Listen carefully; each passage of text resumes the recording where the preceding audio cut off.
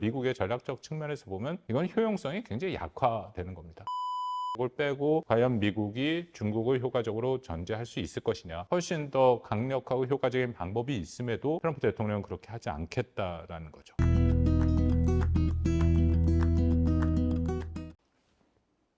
안녕하십니까. 박홍권의 북한과 세계를 시청해 주시는 여러분께 감사를 드립니다. 오늘도 지난번에 이어서 또 미국 얘기, 이번엔 딱 미국 얘기는 아니고요. 나토 정상회의에 대한 말씀을 좀 드리도록 하겠습니다. 물론 이것이 미국의 세계 전략에서 어떤 의미가 있는지가 결국 최근에 저의 관심사이기도 하고 채널에서 계속 다루고 있는 주제이기도 합니다. 오늘도 그 맥락에서 좀 말씀을 드리도록 하겠습니다. 지난 6월 25일, 26일 네덜란드 헤이그에서 나토 정상회의가 열렸죠. 정확히 말씀드리면 나토 정상회의, 영어로는 NATO Summit Plus IP4라는 명칭으로 올해 4년째가 열렸습니다. 근데 물론 IP라는 것은 인도 태평양 지역의 4개국을 얘기합니다. 한국, 일본, 그리고 호주, 뉴질랜드죠. 이번에는 그중에 3개국이 같이 가지 못했기 때문에 사실상 나토 플러스 IP4가 성립되지는 않았는데요. 어쨌든 그것을 포함해서 나토 정상회의에서 다루어졌던 내용, 특히 미국의 트럼프 대통령이 나토 정상회의에서 보여줬던 여러 가지 행보들, 또 그것이 어떤 전략적 의미가 있는가 말씀을 드리도록 하겠습니다. 이번 나토 정상회의는 상당히 관심을 가졌죠. 국내적으로도 이재명 대통령이 여기에 참석을 하느냐 마느냐 여부를 두고 많은 논란들이 있었고요. 거듭 말씀드립니다만 저는 국내 정치적인 측면에서 말씀드리고 싶은 생각은 없습니다. 그냥 나토가 세계 전략과 세계 질서 변화에서 이번 회의가 어떤 의미가 있는지를 한번 해석과 분석을 해보도록 하겠습니다. 먼저 참 뭐랄까요, 아이러니한데요. 공동선언문이 나왔습니다. 이런 말씀을 드리는 게 이번 나토 회의에서 과연 나토 32개국의 공동선언문이 나올 수 있을까에 대해서 적지 않은 의구심이 들었습니다. 왜냐하면 여러분들 충분히 상상이 가시리라고 생각합니다만 트럼프 대통령이 나토 국가가 바라는 지향하는 바를 동의를 할 것인가, 또 특히 트럼프 대통령이 나토 국가한테 요구하는 것을 나토 국가들이 수용할 것인가, 굉장히 지난한 문제들이 걸려 있었기 때문에 공동선언문이 나올 수 있을까 하는 의구심이 적잖게 있었는데 여러분 아시다시피 나왔는데요. 이게 작년 2024년에 워싱턴에 있었던 워싱턴 나토 정상회의 공동성명과 비교해 보면은 매우 초라합니다. 딱 5개 항목으로밖에 나오지 않았고요. 작년에 워싱턴의 정상회의에서는 무려 38개 항목이 나왔습니다. 분량으로도 비교가 안 될 정도죠. 근데 중요한 것은 어쨌든 나왔다라는 거. 그만큼 이번 나토 정상회의에서 미국 변수는 크게 작동을 했다라고 생각이 됩니다. 작년에는 바이든 행정부였기 때문에 물론 미국과 나토 동맹국과의 협력이 아주 잘 됐죠. 그 핵심 내용을 5개를 다 말씀드릴 필요는 없을 것 같고 핵심 내용을 몇 가지 의미가 있는 내용을 좀 말씀드리겠습니다. 첫 번째는 참 이게 아이러니한 게 나토 국가가 우려하던 집단 방위 체제, 그러니까 나토 헌장 5조이죠. 5조의 집단 방위 공약이 다시 한번 확인됐습니다. 가슴 아픈 말씀을 드리는 건데요. 5조에는 무슨 내용이 있냐면 그러니까 집단 방위 조약이 이런 거죠.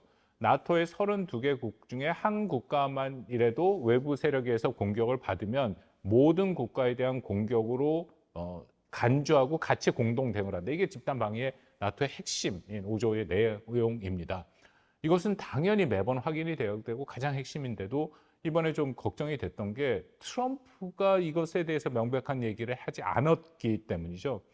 트럼프 대통령이 결국은 이번 회의에서 자신도 이 5조를 지지한다라는 표현을 했는데 헤이그로 가는 비행기 안에서 이 질문이 나왔더니 뭐라고 했냐면 집단 방위 조약 의무 조항에 대해서는 여러 정의가 있다라고 해서 확답을 피했습니다. 그리고 또 트럼프 일기 때 트럼프 대통령이 굉장히 유명한 말을 했죠. 나토 32개국의 나토 32개국에 포함된 국가 중에 하나인 몬테니그로를 예를 들면서 만약 몬테니그로가 공격을 받았는데 과연 미국이 거기에 참전할 필요가 있느냐. 이게 제3차 세계대전으로 연결될 수 있는데 그럴 이유가 있느냐라는 식으로 사실상 집단방위 체제, 집단방위 조약 자체를 좀 부정하는 얘기를 했습니다. 이건 한 예고요. 이후에도 굉장히 많은 얘기들, 유사한 얘기를 했죠. 그래서 이번 나토 정상회의에서 과연 미국이 공동선언문에 미국이 서명을 할 것인가에 대해서 의구심이 들었는데 결론적으로 됐다. 왜 됐는지 좀 이따 말씀드리겠습니다. 두 번째는 우크라이나에 대한 지원 약속도 결국 나왔습니다. 과연 이것도 제대로 나올 수 있을 것인가에 대해서 우려가 있긴 한데 매우 원론적인 측면에서만 얘기가 되어 있습니다. 제가 그대로 그 조항을 공동선문에 나온 것을 말씀드리겠습니다. 뭐라고 했냐면 우리는 우크라이나에 대한 지속적인 주권적 지원 약속을 재확인하며 우크라이나의 안보가 우리 결국 유럽이죠. 안보에 기여한다는 점을 확인했다. 이것도 이 정도 원칙이 나온 것은 그나마 다행이라고 생각을 하고 있습니다. 왜냐하면 여러분 아시다시피 트럼프가 러우 전쟁 종전을 여전히 모색하면서 우크라이나에게 굉장히 압박을 가하고 있죠. 이런 조항이 나왔는데 이것도 작년 워싱턴 선언과에 비교해보면 굉장히 미약한 조항입니다. 작년 워싱턴 선언에서는 아예 따로 우크라이나에 대해서 안보 지원 약속, 중장기적 안보 지원 서약이 포함된 6가지 굉장히 구체적인 항목의 성명이 있었고요. 또 그것에 앞서 이 러시아에 의한 불법 침공이라는 것을 아주 명백하게 얘기가 됐습니다. 작년 걸 말씀을 드립니다만 작년에는 러시아가 무려 43번, 44번 정도 언급되면서 우크라이나의 침공에 대한 비판의 얘기가 있었는데 이번에는 그런 얘기가 거의 없고 말씀드린 딱 그 정도 수준으로만 언급이 됐다. 그나마도 그래도 우크라이나에 대한 안보 지원 필요성을 인정했다라는 것에서 의미를 찾을 수 있다라고 판단이 됩니다. 세 번째, 이것이 결국 트럼프가 원했던 것, 미국이 원했던 것, 이것이 수용이 됐기 때문에 저는 트럼프가 공동선언문에 서명을 했다고 생각합니다. 이미 많은 언론에서 다루긴 했습니다만 유럽의 나토 동맹국이 매년 국내 총생산 GDP의 5%를 자신들의 방위비로 쓴다라는 거죠. 트럼프가 굉장히 꾸준하게 2기가 시작되는 그 시점에서 물론 대선 때도 이미 얘기를 시작을 했습니다만 나토 동맹국이 방위비 5%를 맞춰야 된다. 압박을 가해왔죠. 이번에 공동선언문에 그것이 들어가 있습니다. 물론 자세히 보면 몇 가지 해석의 여지가 있는 조항들이 있습니다. 일단은 국내 총생산의 5%를 다 국방비로 쓰는 것은 아니고 최소 3.5%를 직접 국방비로 쓴다. 그러니까 예를 들어서 한국이 지금 2.3% 정도로 국방비로 쓰고 있는데 그것은 온전하게 국방비로 쓰는 거죠. 그래서 유럽 국가들, 나토 국가들도 3.5%는 군사비를 쓰는데 나머지 1.5%는 주요 기반 시설, 사이버 연결망, 국방산업 강화 등 일종의 간접 비용으로 쓴다. 그걸 합쳐서 5%를 만든다라는 것이죠. 또 하나는 이런 조항이 있습니다. 이것을 언제까지 하느냐의 목표 연도에 가는 과정에서 회원국들이 목표 달성을 위한 연간 계획을 제출했는데 이것이 제대로 되는지 재검토를 하는 것을 2029년에 하겠다고 되어 있습니다. 2029년이라는 것이 약간 뜬금없죠. 왜 2029년일까 하는 생각이 드는데요. 저도 정확하게 판단해서 말씀드리기 쉽지 않습니다만 2029년이라는 것은 트럼프 대통령 임기가 끝나는 해이기도 합니다. 아마 그런 것들이 좀 고려되지 않았을까 하는 생각이 있습니다. 어쨌든 트럼프 대통령의 입장에서는 본인이 계속 얘기했던 것을 공동선언문에 포함이 됐으니까 트럼프가 하던 식으로 자신의 정치적인 승리를 선포했죠. 뭐라고 얘기했냐? 이번 결과를 미국의 기념비적 승리라고 얘기를 했고 정말 나토 국가들이 자신의 나라를 사랑한다. 트럼프 쓰는 표현이 충분히 여러분 연상이 되죠. 그렇게 얘기를 하면서 이것은 바가지 요금도 아니고 미국이 이들 국가를 지키도록 돕기 위해 여기 온 것이다. 자신의 공로라고 당연히 나토 국가가 비용을 지불해야 된다. 것을 다시 한번 강조하는 발언을 했습니다. 여기서 하나 주목해 봐야 될 거라고 생각이 됩니다. 트럼프 대통령이 기자회견을 꽤 길게 했습니다. 다 봤는데 스페인 얘기가 계속 나옵니다. 기자들에게 질문을 하라 해서 질문하면 일단 너 어느 나라 사람이냐 물어보더라고요. 스페인 기자 2명이 질문을 했어요. 근데 거기에 대해서 2번 다 스페인을 아주 명확히 저격을 해버렸습니다. 왜냐하면 나토 회원국 32개국 중에 국방비 지출 수준이 국내 총생산 대비 가장 낮은 국가 중에 하나가 스페인입니다. 1.24%밖에 안 되거든요. 근데 이 스페인은 5% 목표치 이행에 면제해달라. 그러니까 자신들은 그것을 따를 수 없다는 입장을 계속 표명을 했습니다. 여러 가지가 있지만 유럽의 지도를 보면 스페인이 남쪽에 있죠. 남쪽에 있기 때문에 사실 러시아나 직접적인 위협에 직면해 있지 않습니다. 이제 그런 이유다고 얘기를 하는. 그렇게 되면 포르투갈도 마찬가지고 나머지 그리스도 남쪽에 있는 국가들은 다 해당이 될 수 있다고 판단이 되는데 어쨌든 스페인은 그런 입장을 보였다. 트럼프 입장에서는 굉장히 기분 나쁜 일이죠. 바로 저격을 했습니다. 스페인 기자 2명이 다른 질문을 했는데 당신 스페인 사람이냐 해서 맞다 하니까 이제 스페인에 대해서 비난을 해갖고 이런 얘기를 합니다. 스페인은 끔찍하고 그들의 한 행동도 끔찍하다. 영어 표현이 이제 그렇게 나왔고요.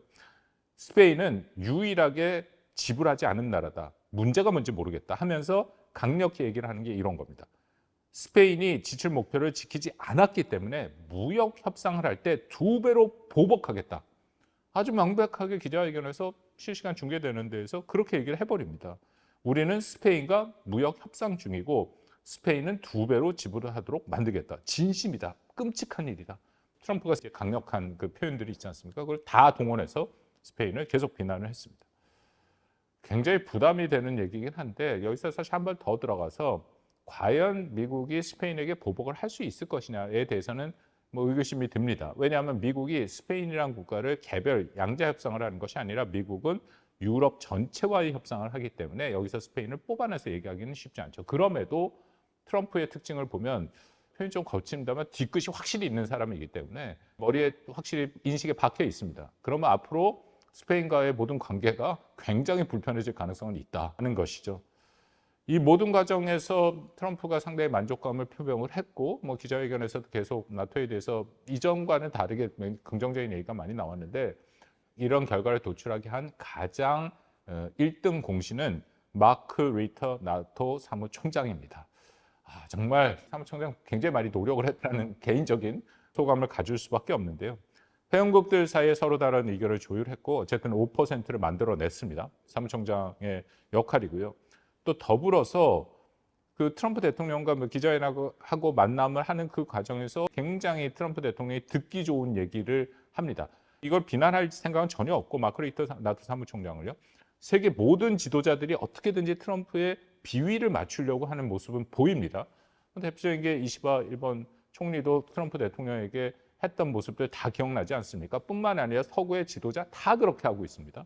근데 이번에 마크 리터 나토 사무총장은 뭐라고 했냐면 이 이스라엘과 이란 얘기가 굉장히 나왔죠. 트럼프 대통령이 이스라엘과 이란에 대해서 이렇게 얘기했습니다. 운동장에서 두 아이가 싸우는 것 같다라고 얘기를 했더니 그 마크 리터 사무총장이 뭐라고 얘기했냐면 아빠가 때로는 이들을 멈추게 하기 위해서 강한 말을 해야 할 때가 있다라는 얘기를 했습니다. 여러분 이게 무슨 말인지 아시는 분들 계실 거예요.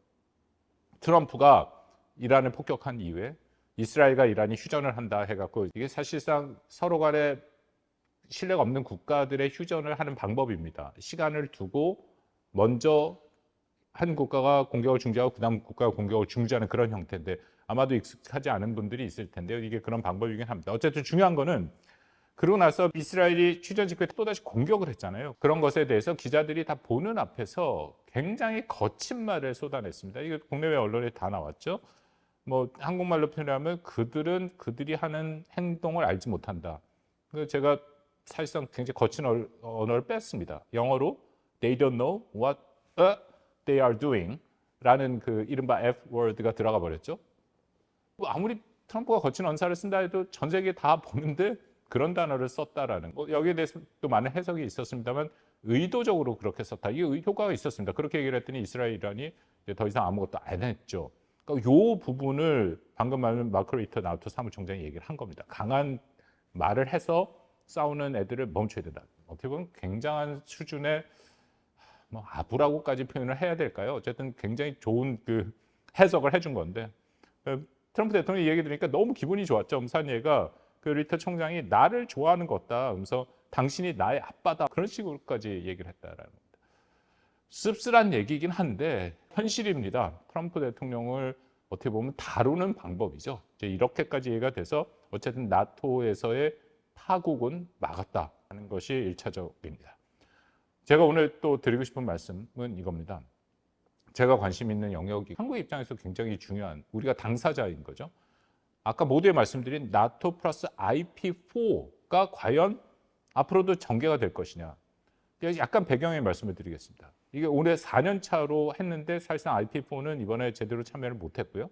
그런데 지난 3년간은 나토 플러스 인도태평양의 4개국 정상이 다 모이는 회의가 진행이 됐습니다. 이것을 누가 시작했냐? 당연히 미국이 시작했고 바이든 대통령이 시작했습니다. 바이든 대통령이 이것을 굉장히 전략적으로 하나의 협의체로 구성을 했는데 바이든 대통령의 생각은 이겁니다.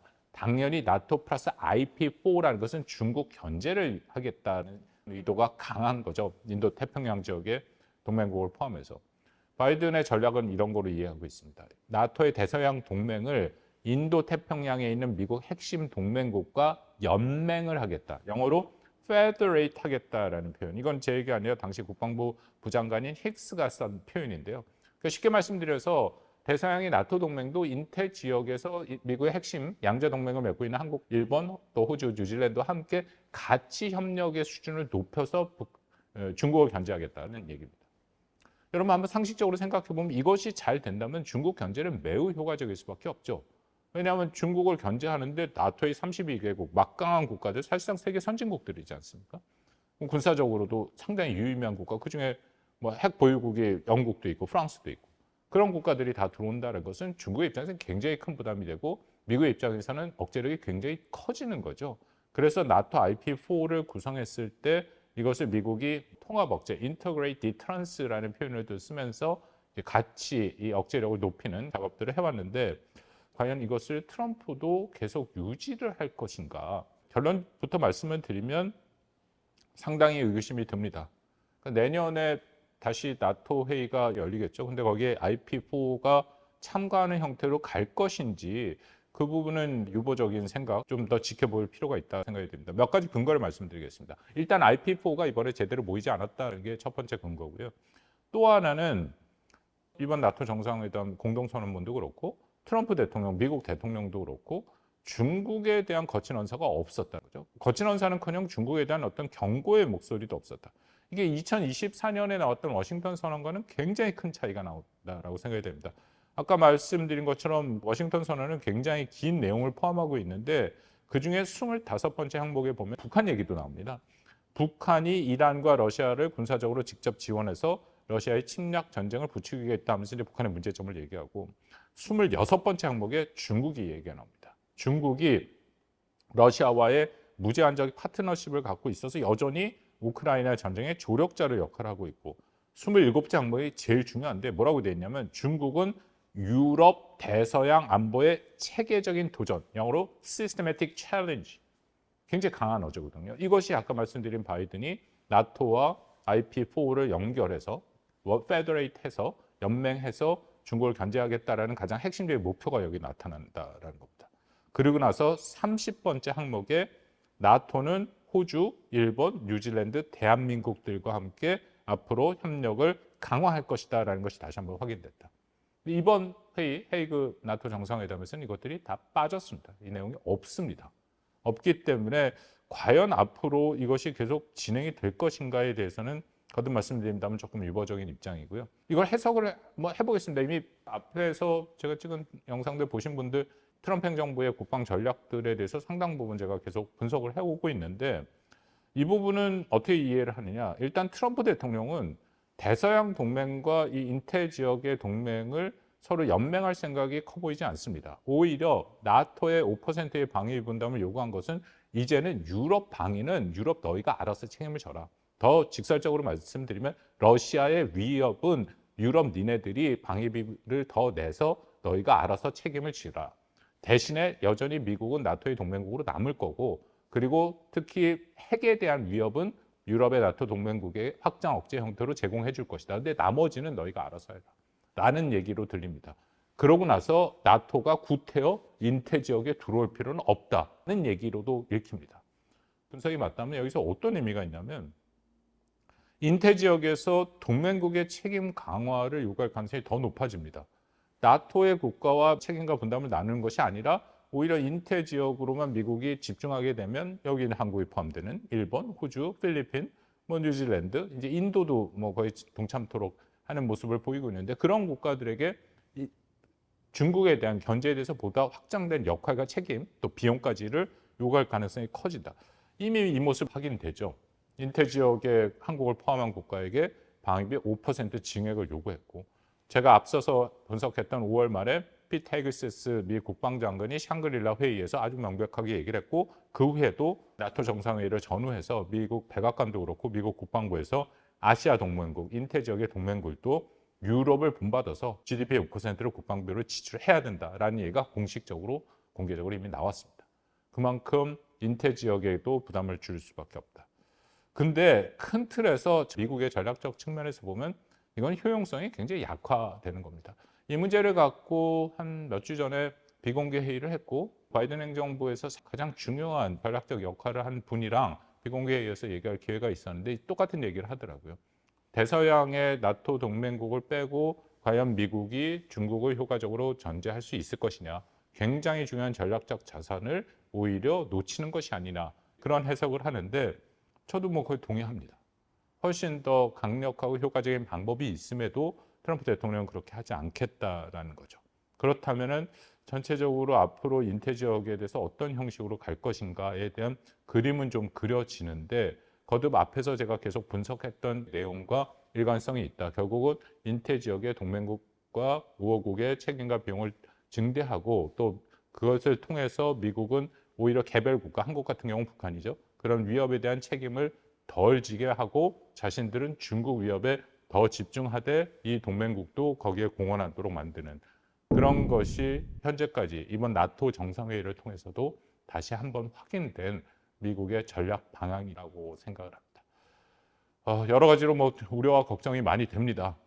큰 폭풍 앞에 서 있다. 특히 한국의 입장에서는 지정학적으로 뭐 북한의 실존적 위협이 있고 또 중국과의 관계도 우리가 잘 유지해야 되는데 이것이 그렇게 다 될 수 있는 환경에서 점점 멀어지고 있는 상황이다고 판단이 됩니다. 정신을 바짝 차리고 우리가 어떻게 대응을 할지를 신속하고 정확하고 현명하게 결정해야 된다고 생각됩니다. 시청해 주셔서 감사합니다.